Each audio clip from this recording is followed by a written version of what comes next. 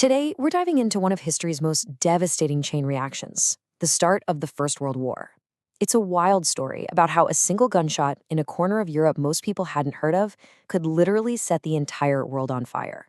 It redrew the map and completely defined the 20th century. So let's get right into it. It really does seem to start with just one assassination. But you have to ask, right? How on earth could the murder of one man possibly trigger a global conflict that killed millions?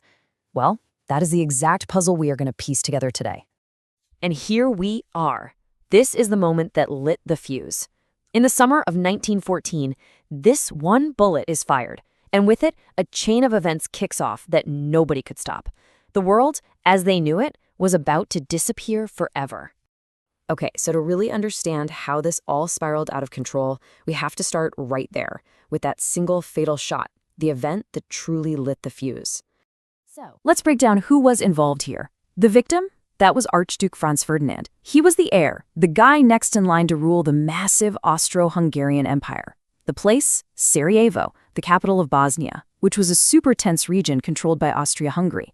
The date? June 28, 1914, would go down in history, and the man who pulled the trigger was Gavrilo Princip, just a 19-year-old kid, a Serbian nationalist who thought he was striking a blow for his people's freedom. But here's the thing.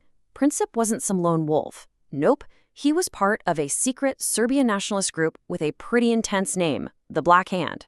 And their goal was crystal clear. They saw Austria-Hungary as an enemy occupier in Bosnia, a place they felt should be part of a bigger Serbian nation. So this wasn't just a murder, it was a political statement, and it was fueled by the incredibly powerful force of nationalism. Now, that single shot didn't happen in a vacuum. Not at all. To really get why it led to a world war, we have to rewind a bit and look at the state of Europe before that fateful day. Because honestly, the entire continent was a tinderbox, just waiting for a spark. You know, for years, diplomats had a nickname for the Balkan Peninsula, where all this went down. They called it the powder keg of Europe, and for good reason.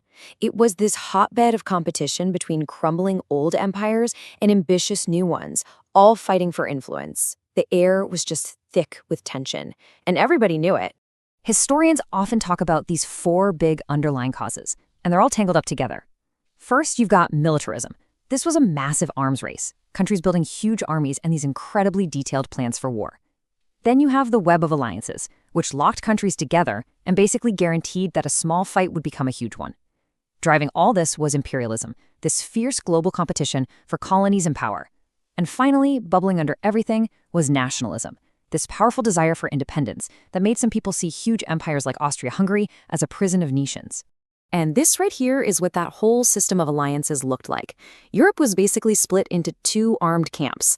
On one side, you had the Triple Alliance, Germany, Austria-Hungary, and Italy.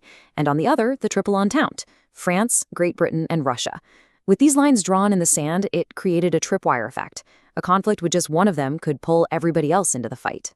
So you've got the spark, the assassination, and you've got the fuel, this powder keg of a continent. Now let's watch how the dominoes began to fall, one by one, in this absolutely terrifying chain reaction. So after the assassination, Austria-Hungary, with the full backing of their powerful buddy Germany, what historians call the blank check, sends this brutal ultimatum to Serbia.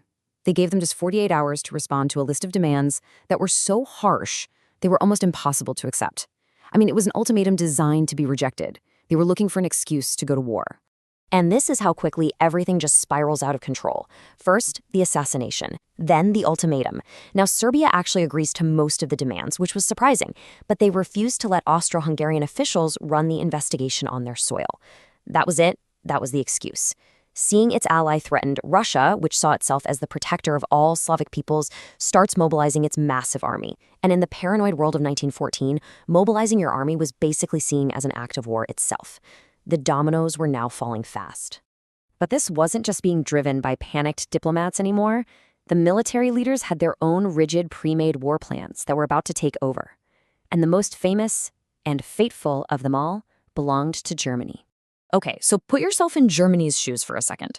Thanks to that alliance system, they knew if they went to war with Russia, they'd almost certainly have to fight France too.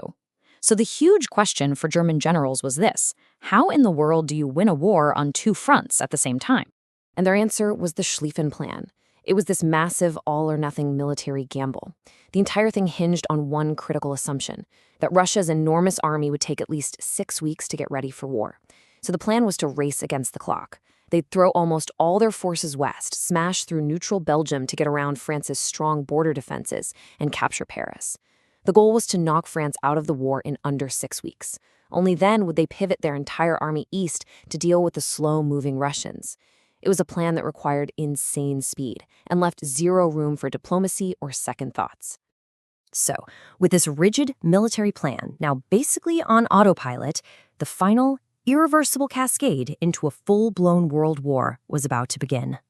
But the Schlieffen Plan had a fatal flaw, a huge one.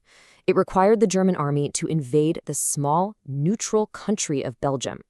For Great Britain, this was the final straw. They had a long-standing fear of any single power dominating the continent, and this blatant violation of international law forced their hand. The invasion of Belgium brought Britain and its gigantic global empire into the war. I mean, just look at the breathtaking speed of this whole collapse. It's unreal. June 28th, the assassination. A month of tension, and then bam, July 28th, Austro-Hungary declares war on Serbia. Then it just accelerates like crazy. August 1st, Germany declares war on Russia.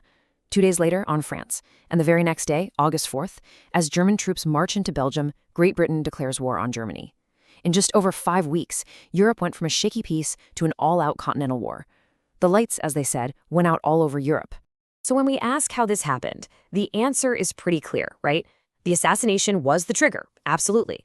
But it was all those pre-existing conditions, the tangled alliances, the rigid military timetables, the intense nationalism, and the imperial rivalries that turned a regional crisis into a global catastrophe. The very system they had built to keep the peace actually guaranteed the war. And that leaves us with this one kind of chilling question to think about. When you look at all the pieces on the board, the massive armies, those tangled alliances, the war plans that ran like clockwork with no room to improvise, you just have to wonder, was the First World War, sooner or later, simply inevitable?